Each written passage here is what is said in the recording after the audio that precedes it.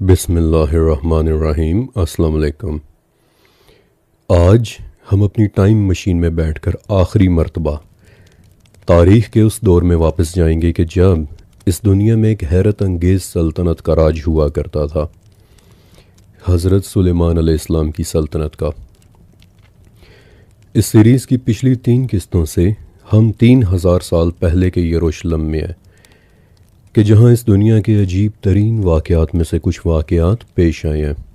मसलन मलका सबा के तख्त का अचानक से पलक झपकने में यमन से लेकर यरूशलेम तक आ जाना, फिर तारीख़ की अज़ीमुश्शान इमारतों का तामीर होना, मसलन हैकल सुलेमानी वग़ैरह, फिर बड़ी बड़ी मखलूक़ात की ज़ियाफ़तों का होना, उनका दावतों पर बुलाए जाना और उनके लिए कई कई मेज़ों पर हज़ारों खानों का चुन दिए जाना, और फिर उस टनों खाने का उन मखलूक़ात का एक ही लुक़मे में चट कर जाना, फिर हवाओं का हज़रत सुलेमान अलैहिस्सलाम को उनके जनरल्स और उनके चीफ वॉरियर्स समेत लेकर पूरी दुनिया में उड़ाकर सफ़र करवाना।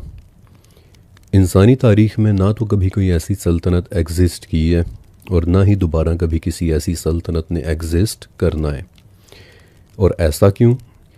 क्योंकि ये हज़रत सुलेमान अलैहिस्सलाम की दुआ थी कि ए मेरे रब, मुझे एक ऐसी बादशाही अता कर कि जो मेरे बाद कभी किसी और को ना मिले। लेकिन हज़रत सुलेमान अलैहिस्सलाम की सल्तनत का ज़िक्र एक बहुत ही ख़ास टॉपिक के बग़ैर नामुकम्मल है, और वो टॉपिक है जिन्नात का टॉपिक। क्योंकि सूरह सबा के मुताबिक जिन्नात की एक बड़ी तादाद हज़रत सुलेमान अलैहिस्सलाम के लिए काम किया करती थी। जिन्नात आपके लिए वो सब कुछ बनाया करते कि जो आप अलैहिस्सलाम चाहते थे। और फिर फर्दर सूरह नमल से पता चलता है कि उन जिन्नात में भी हज़रत सुलेमान अलैहिस्सलाम ने क्लासिफ़िकेशन की हुई थी, दर्जा बंदी की हुई थी, यानी कि तमाम जिन्नात एक ही तरह के नहीं थे, बल्कि इनमें से कुछ जिन्नात और शयातीन ऐसे भी थे कि जो आप अलैहिस्सलाम के लिए समंदरों में गोते लगाया करते थे, गहरे समंदरों में जाकर तैराकी किया करते थे, डाइव किया करते थे, आपके लिए चीज़ें ढूंढ ढूंढ कर लाया करते थे। फिर कुछ जिन्नात ऐसे भी थे कि जो आप अलैहिस्सलाम के लिए किले और बड़े बड़े प्याले और मुजस्मे और देगें बनाया करते थे। ये मुजस्मों वाली बात पिछली किस्तों में बड़ी डिटेल के साथ एक बार डिस्कस हो भी चुकी है, और ये कि ये जिन्नात अल्लाह के हुक्म से हज़रत सुलेमान अलैहिस्सलाम की बात माना करते थे। अब ये बात अल्लाह ताला ने अस-सबा में मेंशन की है, और ये एक इम्पॉर्टेंट बात है, और अभी मैं बताता भी हूँ कि कैसे। फिर कुछ इंतहाई पावरफुल क्लास के जिन्नात, मसलन इफ़रीत वग़ैरह, यानी कि वो इफ़रीत सखर कि जिसने ये क्लेम किया था कि ए सुलेमान, मैं इस कदर पावरफुल हूँ कि सबा का वो तख्त आपके पास ला सकता हूँ कि जिस पर मलका बैठा करती है। लेकिन आज की इस किस्त में मैं आपको सुलेमान अलैहिस्सलाम के दरबार में मौजूद मज़ीद जिन्नात के मुतल्लिक भी बताने वाला हूँ। सूरह सबा में अल्लाह ताला ने यह मेंशन क्यों किया कि जिन्नात अल्लाह के हुक्म से उनकी मातहती में काम करते थे? ऐसा मेंशन करना क्यों ज़रूरी था जबकि हर चीज़ ही अल्लाह के हुक्म से होती है?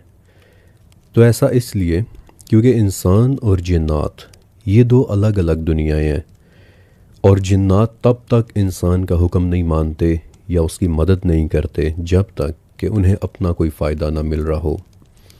ये मैं शयातीन जिन्नात की बात कर रहा हूँ कि शयातीन जिन्नात इंसान के सिर्फ़ उस वक्त काम आएंगे कि जब उन्हें अपना कोई फ़ायदा मिल रहा हो।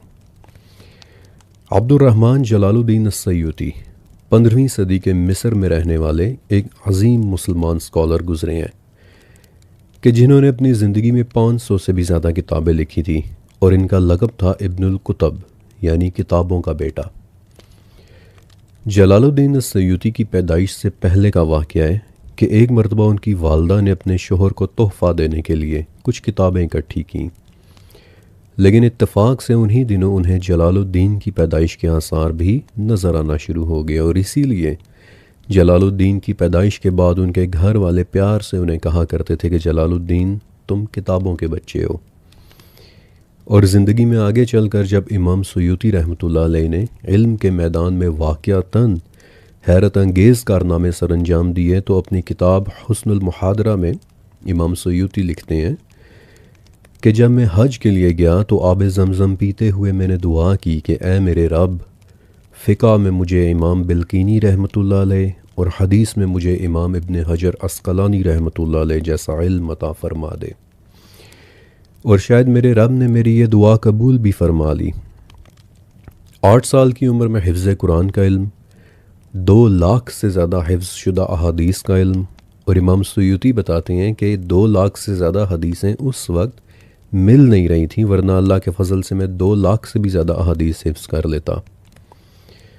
तो यही इमाम सयूती रहमतुल्लाह अलैह जिन्नात के मौजू पर अपनी किताब आकामुल मरजान फ़िल अहकामुल जान में लिखते हैं कि जिन्नात की तस्खीर का अमल सबसे पहले अल्लाह ताला ने हज़रत सुलेमान अलैहिस्सलाम को बतौर मौजज़ा दिया था, अपनी तरफ से एक ख़ास अता के तौर पर।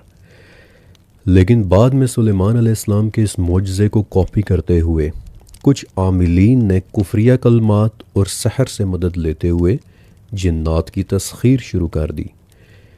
मसलन खलीफा मुअतज़िद बिल्लाह के ज़माने में एक शख्स रहा करता था कि जिसे लोग इब्नुल इमाम कहकर बुलाया करते थे, और कि जो काफिर जिन्नात और शयातीन को खुश करने के लिए उनकी पसंद के काम किया करता था, ताकि इनाम के तौर पर वो उसके ज़ेर असर हो जाएं। और इब्नुल इमाम के मुतल्लिक अपनी रिसर्च के दौरान मैंने एक बहुत अजीब वाक़या भी पढ़ा कि उसके ज़माने में किसी शख्स की फियांसे, उसकी होने वाली बीवी, एक हादसे में फौत हो गई।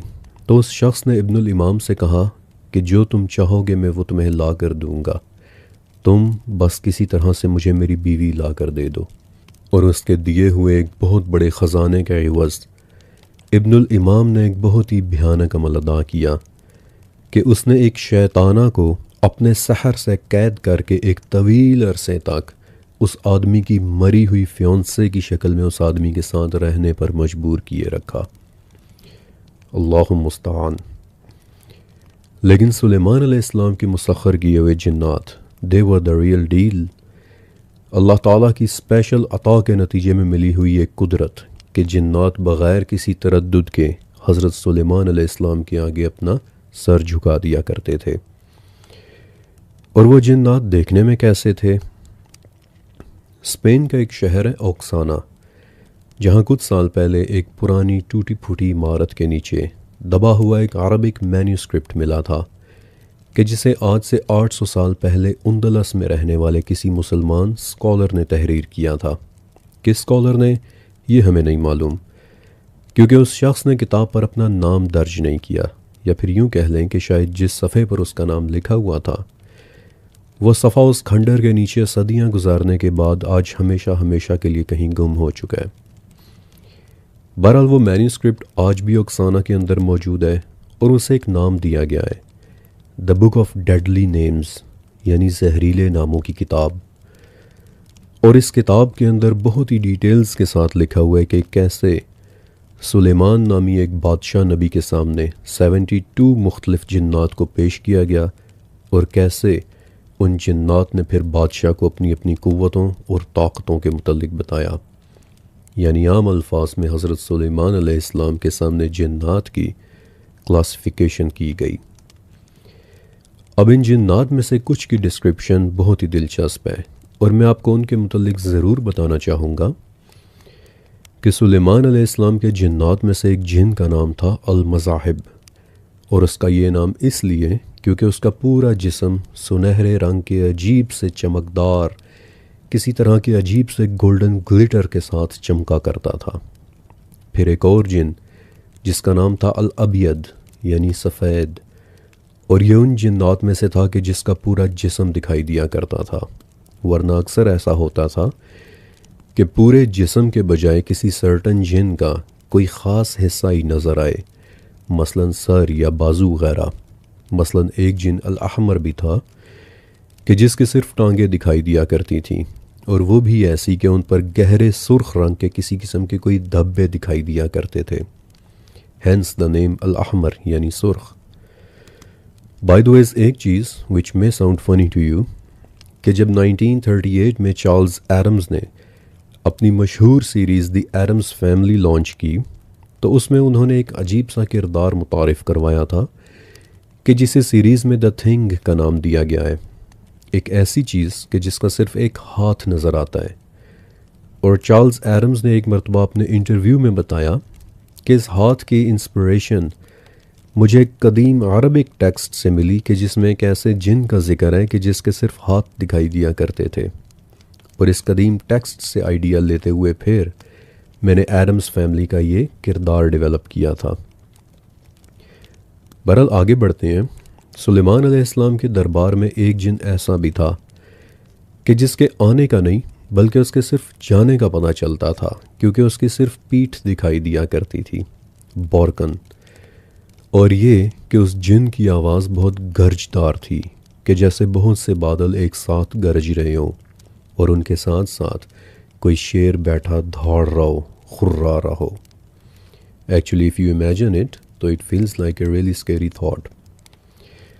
फिर शमोरिश कि जिसके सिर्फ पेट की एक झलक दिखाई दिया करती थी और पता चल जाता था कि शमोरिश भी इस वक्त दरबार में मौजूद है।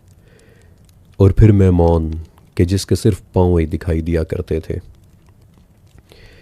इन तमाम जिन्नात की ये डिस्क्रिप्शन न सिर्फ अरबी के इस मैन्यूस्क्रिप्ट में लिखी हुई है बल्कि इनका एक सेकंड रेफरेंस 9वीं सदी के एक और बहुत बड़े मुस्लिम स्कॉलर अबू फराज मोहम्मद की किताब किताबुल फहरिस्त में भी है, कि जो ओरिजिनल किताब तो आज कहीं गुम हो चुकी है, लेकिन उसकी कुछ कॉपीज़ आज भी वियना, इस्तांबुल और बर्लिन के म्यूज़ियम्स के अंदर मौजूद है।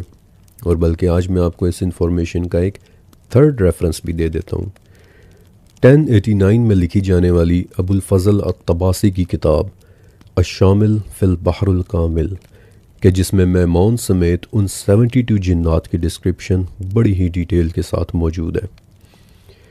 अलबत्ता शामिल फिल बहरुल कामिल में 72 में से एक ख़ास जिन ज़ुबआ के मुतल्लिक थोड़ी सी डिटेल ज़्यादा आई हैं।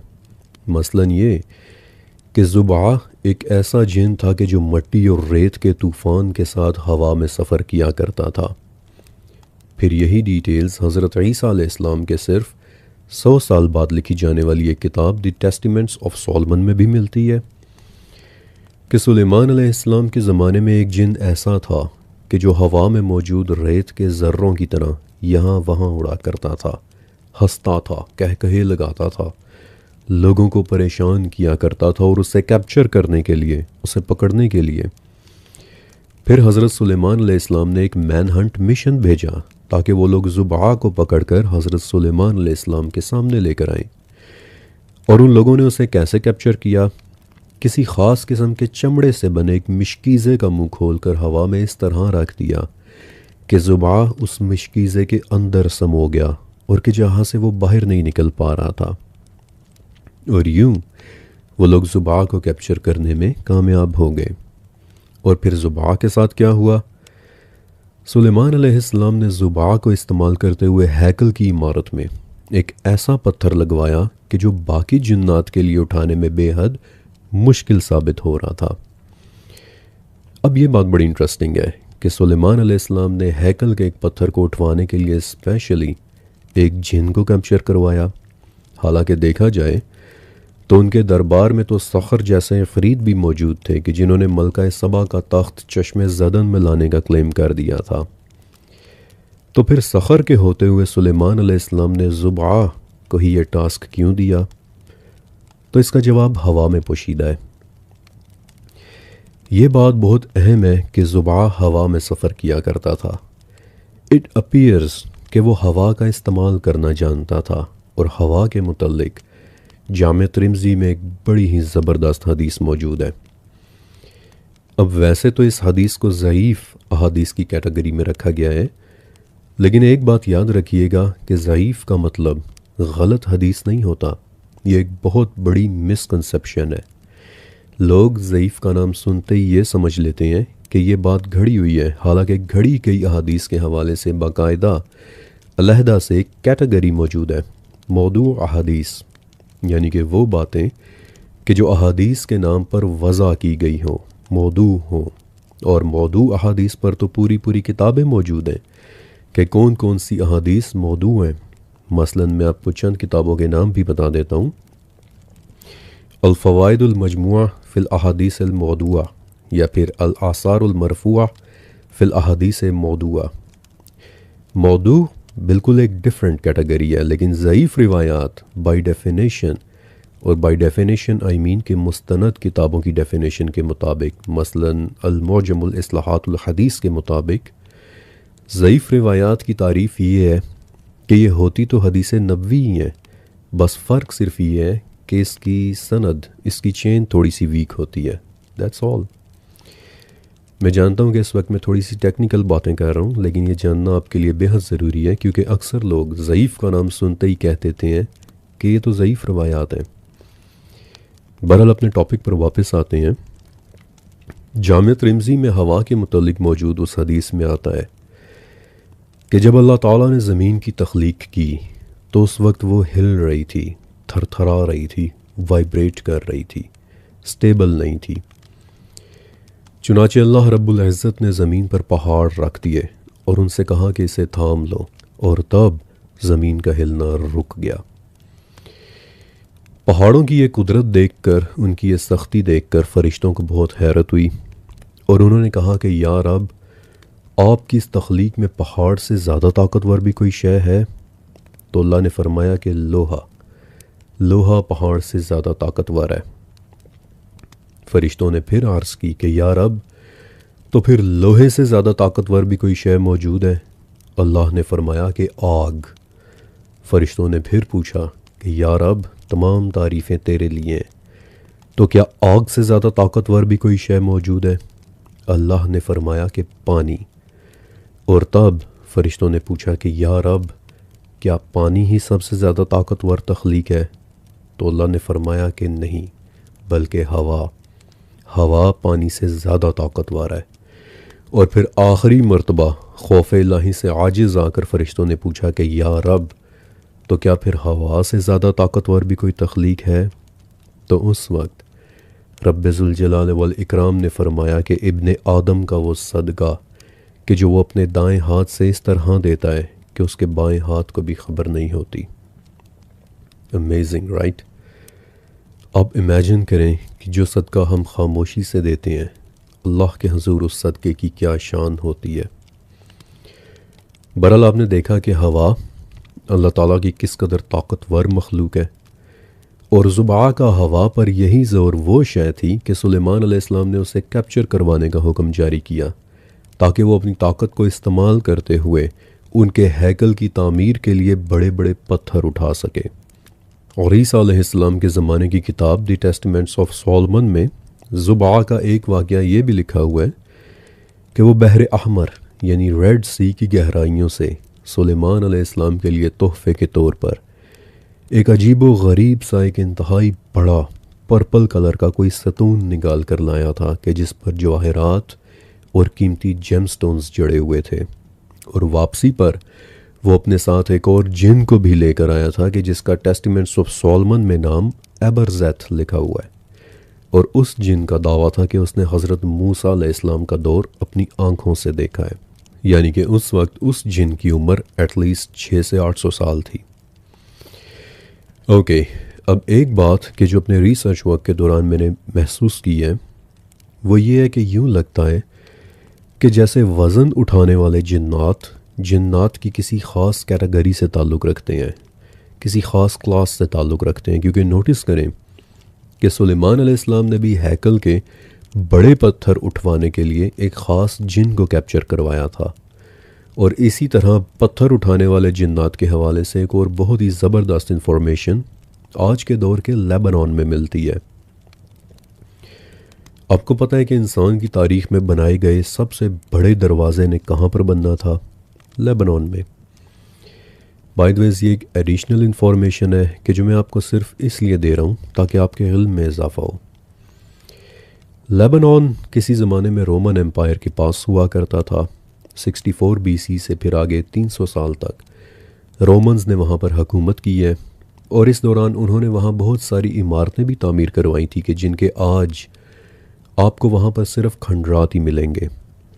अब इन्हीं खंडरात में से एक खंडर है कि जिसे बाल्बेक आर्कियोलॉजिकल साइट कहते हैं, कि जो किसी ज़माने में रोमन देवता जुपिटर का एक मंदिर हुआ करता था। अब बाल्बेक के खंडरात में एक ऐसा पत्थर मिला था कि जो वहाँ कैसे लाया गया कोई नहीं जानता, क्योंकि वो पत्थर इतना बड़ा है कि उसका वज़न 800 टन से भी ज़्यादा है। ये पत्थर मंदिर की बेस में इंस्टॉल्ड है और ये वहाँ कैसे रखा गया नोबडी नोज़, कोई भी नहीं जानता। लेकिन 800 टन वज़न वाला ये पत्थर बेसिकली 3 पत्थरों के सेट में से सिर्फ एक पत्थर था। और बाकी 2 पत्थर कहाँ थे? 1990 में दूसरा पत्थर भी मिल गया कि जो सिर्फ तराशा गया था, उसे अभी उठाकर अपनी जगह पर लगाया नहीं गया था और उस पत्थर का वज़न इनफैक्ट 1200 टन से भी ज़्यादा था, यानी पहले पत्थर से भी 400 टन ज़्यादा। और फिर 2014 में इस सेट का तीसरा पत्थर भी मिल गया और कि जो आज इनफैक्ट एक वर्ल्ड रिकॉर्ड होल्डर पत्थर है, क्योंकि उसका वज़न 1600 टन से भी ज़्यादा है, पिछले दोनों पत्थरों और आज तक मिले किसी भी पत्थर से ज़्यादा।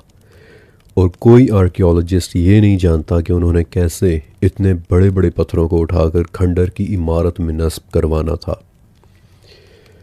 लेकिन अगर आपने लेबनान के कदीम लिटरेचर को पढ़ा हो तो वहाँ आपको इन पत्थरों की एक बड़ी ही अजीब दास्तान, एक बैक स्टोरी भी मिल जाएगी। बाल्बेक की मुकामी ज़ुबान में इन पत्थरों का नाम है हिजर हिबला, यानी हिबला के पत्थर। और हिबला का लफ्ज़ दरअसल बहुत इंटरेस्टिंग है। यूसी हिबला का मतलब होता है एक हामिला औरत। और उन पत्थरों की बैक स्टोरी ये है कि जो लेबनान के फोक लिटरेचर में मिल जाती है कि इन पत्थरों को उनकी जगह से उठाकर इमारत में कैसे लगाना है, ये राज एक ऐसी औरत के पास था कि जो हर वक्त हामिला रहती थी।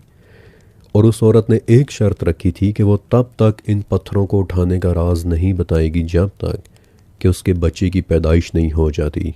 और उसकी एक शर्त ये थी कि जब तक उसके बच्चे की पैदाइश नहीं हो जाती वो लोग दिन रात उसकी खुराक का बंदोबस्त करते रहेंगे। इस लोक दास्तान की सच्चाई के मुतालिक मज़ीद जानने के लिए मैंने लेबनान के फोक लिटरेचर को थोड़ा सा और भी स्टडी किया था। और हिजर हिबला की ये दास्तान ओवर एंड ओवर बस थोड़ी सी वेरिएशन के साथ मुझे तकरीबन हर कदीम लिबनानी दास्तान में मिली कि वो एक मादा जिनाया थी, एक जिन थी कि जो इन बड़े बड़े पत्थरों को उठाना जानती थी। और ये कि उस वक्त वो हामिला थी, इसलिए पत्थर उठाने से उसने वक्ती तौर पर इनकार कर दिया। अब इन वाक़यात में कितनी सच्चाई है और कितनी नहीं, ये बात तो कोई भी नहीं जानता। मैं आप तक सिर्फ वो मालूमात पहुंचा रहा हूँ कि जो एंशिएंट टेक्स्ट के अंदर लिखी हुई है, जबकि असल इल्म सिर्फ हमारे रब के पास है। लेकिन ये वाक़या आपको सुनाने का मकसद ये था कि ऐसा महसूस होता है कि जिन्नात की एक ख़ास क्लास अपने अंदर ये हुनर रखती है कि वो बड़े बड़े पत्थरों को उठाना जानती है। मसलन हिजर हिबला वाली जिनाया और ज़ुबा नामी वो जिन कि जिसे सुलेमान अलैहिस्सलाम ने हवा से कैप्चर करवाया था। और फिर यूं उनकी इस मौजज़ाती अता को कॉपी करते हुए नापाक नीयत वाले कुछ लोगों ने जिन्नात का इस्तेमाल फिर पर्सनल गेंस के लिए करना शुरू कर दिया, जैसा कि इब्नुल इमाम ने किया था। लेकिन आपको एक बात बताऊं, 1 या 2 मरतबा ऐसा भी हुआ है कि मैंने कुछ लोगों को ये कहते सुना है कि कितना मज़ा आएगा कि अगर कोई जिन हमारा दोस्त बन जाए, हम उसे अपने तमाम काम कहकर करवा लिया करेंगे। इनफैक्ट इसी तरह के आइडियाज़ पर डिज़नी ने बाकायदा एक सीरीज़ लॉन्च की थी, अलादीन का चिराग, कि कैसे अलादीन नामी एक लड़के को चिराग में कैद एक जिन मिल जाता है कि जो फिर उसका दोस्त बन जाता है और जिसके थ्रू अलादीन फिर एक अमीर कबीर इंसान बन जाता है। बाय द वे, अलादीन का चिराग ओरिजिनली शाम के सहराओं में सुनाई जाने वाली एक कदीम लोक कहानी थी कि जिसे 1688 में अपने सफ़र के दौरान फ्रांस से सहरा देखने के लिए मिस्र आए एक मुसाफिर एंटोन जिलान ने एक खाना बदोश हना दियाब से सुन लिया था। और फिर फ्रांस वापस जाकर उसने इस कहानी को अरेबियन नाइट्स में शामिल किया। और आज अलादीन के चिराग की कहानी पूरी दुनिया में सुनाई जाने वाली दास्तानों में से एक दास्तान है। लेकिन सच कहूँ तो जिन दोस्त बनाने को इमेजिन करने वाले लोग शायद इसकी सच्चाई से उतने वाकिफ़ नहीं है। या फिर उन्हें अंदाज़ा नहीं है कि एक जिन का किसी इंसान के सामने मैनिफेस्ट हो जाना दर हकीकत कितना भयानक एक्सपीरियंस होता है। मैं आपके साथ एक अजीब बात शेयर करता हूँ। आपको मेरी शम्सुल मारिफ वाली एपिसोड याद है? शम्सुल मारिफ दुनिया की मशहूर तरीन या फिर यूँ कह लें कि शायद मुतनाज़ तरीन किताबों में से एक किताब है। और इस किताब में क्या लिखा हुआ है ये तो आप मेरी जादू एंड जिन्नात वाली सीरीज़ देखकर जान लेंगे, लेकिन फ़िल वक्त मैं आपको इस किताब में से एक एक्सर्प्ट पढ़कर सुनाता हूँ कि जिसमें एक जिन को समन करने के बारे में लिखा हुआ है कि जब वो आ जाएगा तो उसके आने के बाद आपको क्या नज़र आएगा। शम्सुल मारिफ के पेज 87 पर इस किताब के मुसन्निफ़ अहमद अल बुन्नी एक ऐसे अमल के मुतालिक लिखते हैं कि जो मंगल के दिन से लेकर जुमेरात की शाम तक चलता है। इस दौरान ये अमल करने वाले को रोज़ा रखना होता है, सर्टन चीज़ें पढ़नी होती हैं कि जो ऑफ कोर्स मैं इस वीडियो के अंदर नहीं बता रहा, और फिर जुमेरात को असर के वक्त उसे किसी एक बिल्कुल सिक्लूडेड, किसी बिल्कुल अलहदा सी जगह चले जाना होता है। और जुमेरात को अलबुन्नी कहते हैं कि जुमेरात की शाम मगरिब के वक्त तन्हाई में बैठे हुए तुम देखोगे कि तुम्हारे सामने छोटे कद और लंबे बाजुओं वाला एक भयानक सा शख्स बैठा नजर आने लगेगा। तुमने उसे अबू यूसुफ कहकर बुलाना है और उसके पीछे लंबे तड़ंगे ऊंचे कद के 3 आदमी और भी खड़े दिखाई देंगे कि जिनके साथ तुमने भूल कर भी बात नहीं करनी। अलबुन्नी कहते हैं कि ये अमल इस कदर सीवियर है कि उस वक्त तुम्हें अपना दिल बहुत मजबूत रखना होगा, क्योंकि अबू यूसुफ देखने में इंतहाई खौफनाक है और अगर उस वक्त तुम नरम पड़ गए तो वो फ़ौरन तुम पर हमला कर देगा, तुम पर हावी हो जाएगा। लेकिन अगर तुमने दलेरी से बात कर ली तो वो तुम्हें सोना और चांदी और जो कुछ तुम कहोगे वो ला कर देगा। फिर अलबुन्नी एक शख्स का वाक़या सुनाते हुए लिखते हैं कि फ़लाँ शख्स ने एक मरतबा ये अमल किया और जब अबू यूसुफ उसके सामने हाजिर हुआ तो वो शख्स डर गया और घबरा कर उसने अपनी आंखें बंद कर लीं। लेकिन जब उसने अपनी आंखें खोली तो अबू यूसुफ बिल्कुल उसके चेहरे के सामने आकर बैठा हुआ था। लेकिन खुशकिस्मती से अबू यूसुफ ने उसे कोई नुकसान नहीं पहुंचाया और सिर्फ उस पर हैबत तारी करके खामोशी के साथ वहाँ से वापस चला गया। Just think about it for a second. ज़रा इस वाक़े को इमेजिन करें। क्या आपको लगता है कि एक आम इंसान का दिल वाकई ये सब मनाजिर बर्दाश्त कर सकता है? आपकी आंखों के सामने आपके चेहरे के पास छोटे कद और लंबे बाजुओं वाली एक मखलूक बैठी आपको घूर रही हो। ये बात सोच कर ही झरझरी आ जाती है। और बाय द वेज मैं आपको ये भी बताऊं कि रात के इस पहर रिकॉर्डिंग करने से पहले और बाद में मैं ज़रूर अपनी हिफाजत वाली दुआएं पढ़ता हूं, क्योंकि आप मेरा यकीन करेंगे या नहीं आई डोंट नो, लेकिन जब जब मैंने इन टॉपिक्स पर रिकॉर्डिंग की है, ऊंची आवाज़ में ये सारी बातें बोली हैं, तब मैंने कुछ बहुत ही अजीब व गरीब चीज़ें होती अपनी आंखों के सामने देखी हैं। अल्लाह मुस्तान। जिन्नात के साथ इंटरैक्ट करना for humans it was never meant to happen. इसलिए ये आइडिया कि जिन्नात को इंसान की मदद के लिए बुलाया जाए, ना सिर्फ ये आइडिया मुकम्मल तौर पर गैर इस्लामी है बल्कि दिल को दहला कर रख देने वाला भी है।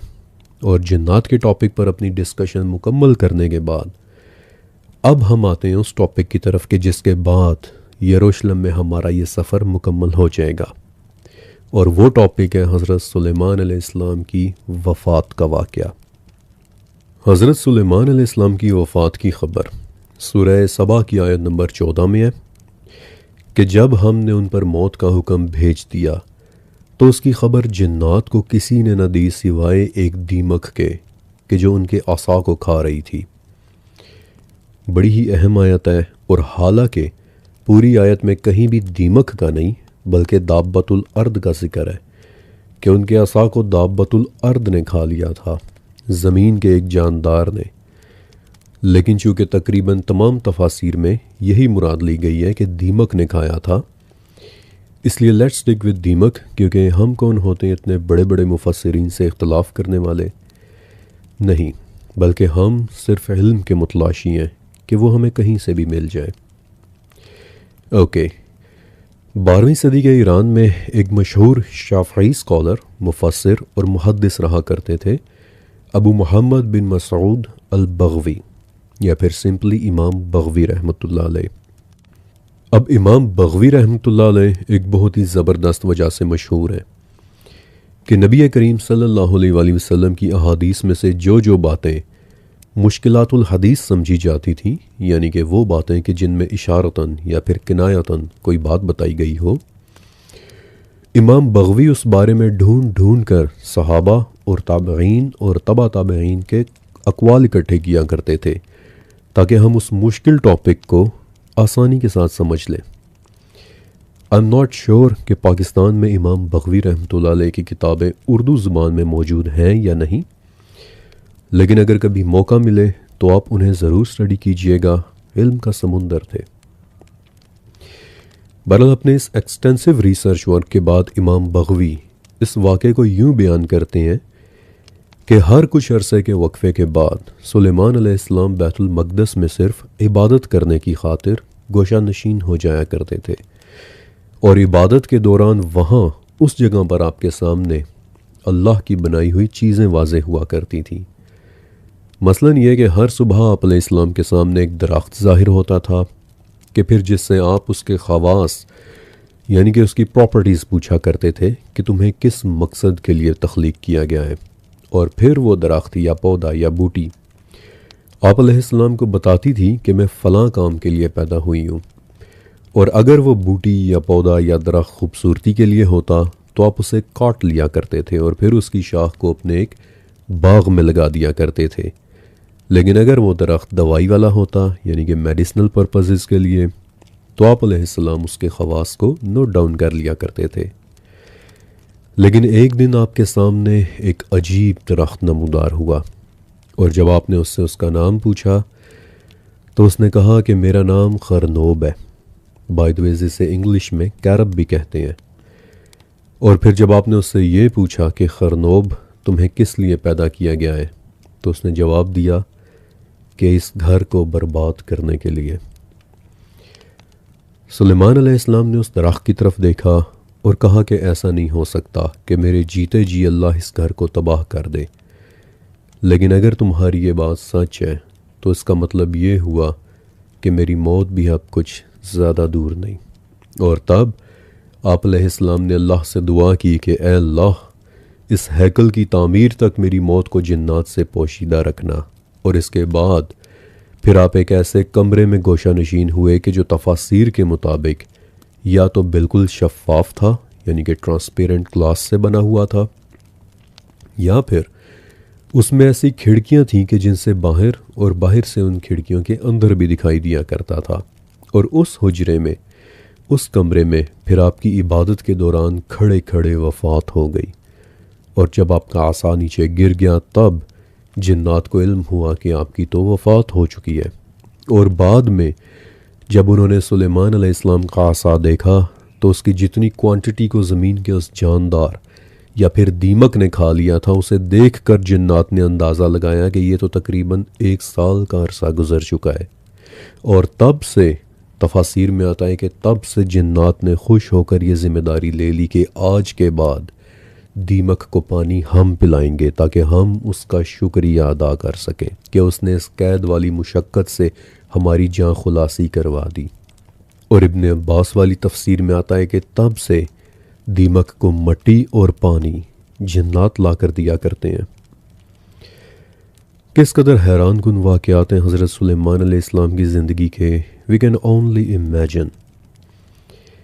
लेकिन इससे पहले कि मैं आपको यरूशलेम से निकाल कर एक नई और एक हैरान कुन दुनिया में लेकर जाऊं, जिन्नात के मुतालिक एक वाक़या और भी है कि जो मैं आपको ज़रूर सुनाना चाहता हूँ।